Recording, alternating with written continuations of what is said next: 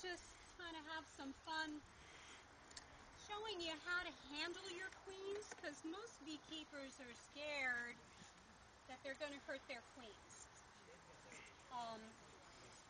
But you might, queens are very readily superseded nowadays. You can buy a queen from a good apiary, and you think you've got this wonderful queen in there, and you go back 2 weeks later, and or a month later, and your hive just doesn't seem to be the same hive, and it's the temperament, they're hot, and what's going on? Well, if you'd marked your queen when you got it, and you came back a month later after you noticed this change, you would see that the queen was no longer marked. Your queen had been superseded. And that's happening more and more often. So marking queens is one good way of avoiding that. And there might be other times when you might want to mark your queens. During the swarm season, if you find a swarm anywhere near your own colonies and it's a marked queen in that swarm, you know it came from yours. That's right.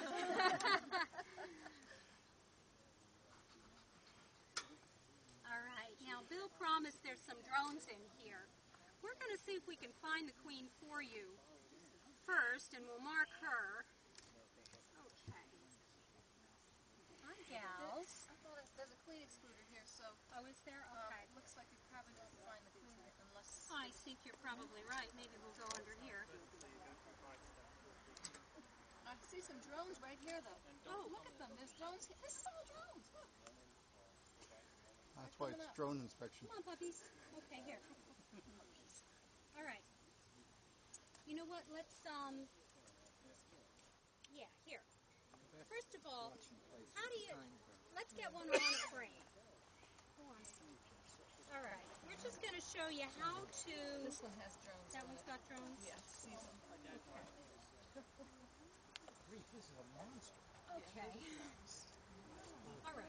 See, I always think they're the queens. I never could find the queens. Okay, we've got a lot of drones here. Now you've got your queen is on your frame running around. So the first thing you've got to do is immobilize her. Now what I do is I'll come along and you want her on her thorax. Okay, so I've just put my finger on her thorax. You guys see that? Yeah. That's okay, a queen. here. It's a drone. These are drones. All right. And I came around, okay, and picked her up by the thorax. Well, not by the wings? No, not by the wings, by the thorax. Okay. And then I got to transfer that queen to my other hand, and I'm holding him on the sides of his thorax. Okay, Mary's just gone and marked that one.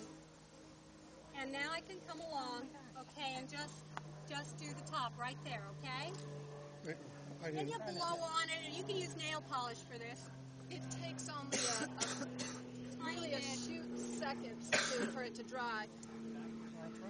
And then you let him go, or her. If it's a girl, if it's a real queen, she'll go down there and she'll say, "Oh, is it my color, girls?" And also, occasionally the bees will go right on it and start to clean it off. So that's why you want to hold her until it's dry.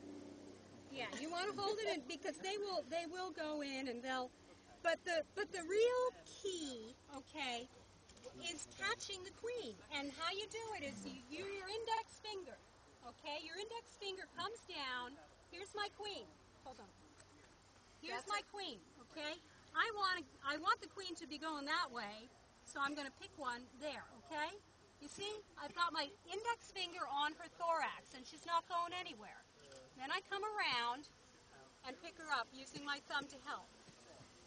So now I've got my queen. I've got her by the thorax. I've never touched her abdomen. That's key. You never ever want to squish or touch the abdomen. Most important tool of her Right. body. That's her, that's like her, those are her tools there in the abdomen, those ovarioles and those eggs. You don't want to mess with them, okay? Probably the trickiest part of this is getting this queen from one hand to the other. And you can actually kind of roll her around by the thorax.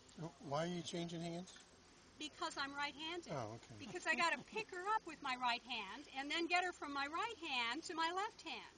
You ever get stung by the queen when you're doing this? I've never been stung by a queen. Oh my gosh, are you kidding? I'm one of those rare people who've been stung. I was fooling with a queen like this, and boy, they bend just like a big long avenue. and it but goes, it's rare, guys. Don't listen to what she just said, you beekeepers. I was so proud of that, actually. It doesn't break off, though, does it? No. Okay. Did it hurt a lot? It went deep, but It was a good stick. yeah. A direct hit. Does the queen also No, she doesn't have barbs on her. Yeah. So it won't hurt her. Just Mary. And I think Mary is one of 2 beekeepers that I've ever heard of who's been stung by a queen. It's really rare. Queens sting other queens. But That's why she stung you. yes. Other queens. They don't typically sting beekeepers. They sting don't other have queens. the instinct to defend against a person like the other bees do, the worker bees. It was a total accident when I got stung. Can you grab one more? Yeah, we'll get some more. Now we're going to have all of these gender-confused drones here, cross-dressing drones. Of course, it would be great if you're ambidextrous, then you don't have to change hands. That would be nice. This is a little hard because they're on this. There's no stinger on a drone. Okay, there we go. See? Yeah. Thank you. You got the drone? Got it. Okay. It's hard because this is open honey here, so I put my finger on him and he goes down into it. He gets a little. Gets a drink. He gets a drink of honey. It's the Why don't you pop the drone? Yeah. Okay, anybody want to come up and catch a drone and mark them? He peed on you. This is getting really kinky, Mary. We got cross-dressing transvestite drones peeing on you. I don't want to know about this. Okay, go ahead. Now just go straight down. Okay, you don't need to do this kind of a motion. All you have to do is like that. Okay? And it doesn't have to And be a he's big done. mark. Like No, just straight down. Don't mess him around. Oh, okay. She just everted this drone. This is getting just so too kinky. Ew. Okay. This is how you. Okay. If you stimulate the drone, he will evert his endophallus, and the color of this is actually how we tell whether these drones are mature or not. Okay. Have you got a mature drone there? She's got a mature drone. It just dripped on the saddle. Now, you could fertilize a female with that, right? Yeah, we'll collect have to do sperm it in a from lab. that. You do it in a lab, you collect the sperm, and then if you're into artificial insemination, you can actually fertilize virgin queens. What kind of marker are you Drone using? never had a father, right? It's a two-step process. Who did this guy? The question: That's right. What kind of Is that you? marker is that? Oh, these are actually special markers that the bee supply houses sell. They just happen to be really easy to use. And You there's can 5 use- colors or 5 Yeah, every 5th you year. can use This year is you can blue. use liquid paper and just take off the brush and use the little. We should discuss the color system. I have a little rubric I use for knowing which color to use on my queens. And what I do is I say, bees waxed your red garters. Okay? And sorry, buddy. The first letter of the rubric stands for the color. So bees waxed your red garters, blue, white, yellow, red, green. Blue is for bees that were born in 2010 or 5. Right. So a year ending in 0 or 5. Is a blue. Is this year we're marking our queens blue? But I left my blue marker at home, so these 2 guys years get ago they marked were red. red, and last year they were green. So next year, right, bees waxed, next year is going to be white. Okay, you guys got it?